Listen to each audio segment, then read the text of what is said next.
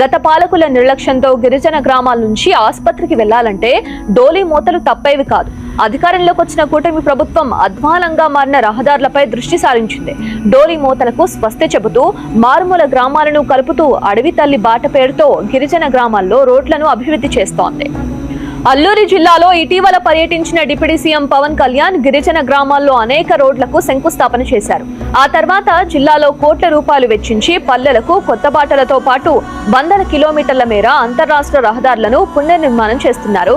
కూటమి ప్రభుత్వం రాకతో తమ గ్రామాలకు మంచి రోజులు వచ్చాయని, ఇకపై డోలీ మూతల కష్టాలు తీరుతాయని గిరిజనులు ఆనందం వ్యక్తం చేస్తున్నారు.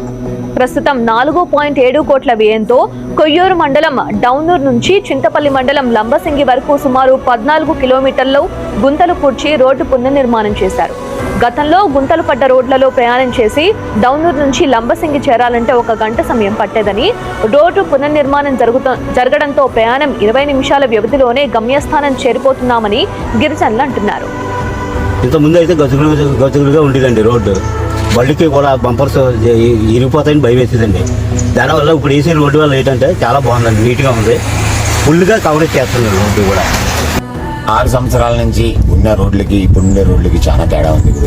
ఇక్కడ